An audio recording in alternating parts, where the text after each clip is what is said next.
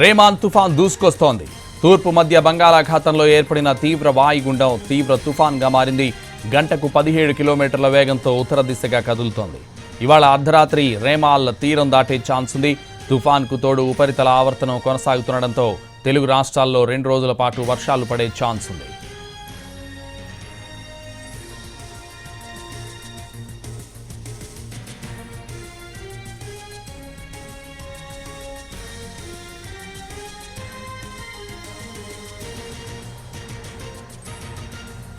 ప్రస్తుతం ఇది పశ్చిమ బెంగాల్కు ఆగ్నేయంగా 450 కిలోమీటర్ల దూరంలో కేంద్రీకృతమై ఉంది. తీవ్ర వాయుగుండం కాస్త తీవ్ర తుఫాన్గా మారింది. ఇవాళ అర్ధరాత్రి సమయంలో సాగర్ ద్వీపం ఖేపుపరా వద్ద తీరం దాటుతుందని వాతావరణ శాఖ స్పష్టం చేసింది. అటు సముద్ర తీరంలో హై అలర్ట్ను ప్రకటించారు అధికారులు. అటు రాజస్థాన్ నుంచి విదర్భ తెలంగాణ మీదుగా బంగాళాఖాతం వరకు విస్తరించింది ఉపరితల ద్రోణి. ఏపీ, తెలంగాణ, మహారాష్ట్ర సహా వేర్వేరు ప్రాంతాల్లో విస్తారంగా వర్షాలు కురుస్తున్నాయి. అయితే ప్రస్తుతం తుఫాన్ ప్రభావం కోస్తాంధ్ర తీరంపై లేకపోయినా ఉపరితల ద్రోణి కారణంగా విస్తారంగా వర్షాలు కురుస్తున్నాయి.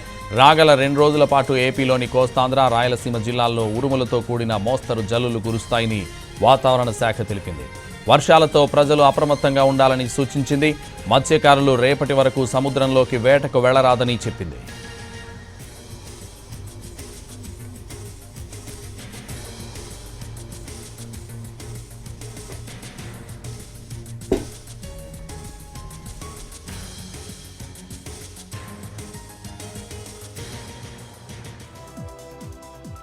అటు రాజస్థాన్ నుంచి విదర్భ తెలంగాణ మీదుగా బంగాళాఖాతం వరకు విస్తరించింది ఉపరితల ద్రోణి.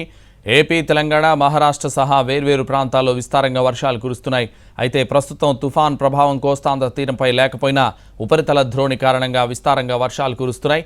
రాగల 2 రోజుల పాటు ఏపీలోని కోస్తాంధ్ర, రాయలసీమ జిల్లాల్లో ఉరుములతో కూడిన మోస్తరు జల్లులు కురుస్తాయని వాతావరణ శాఖ తెలిపింది.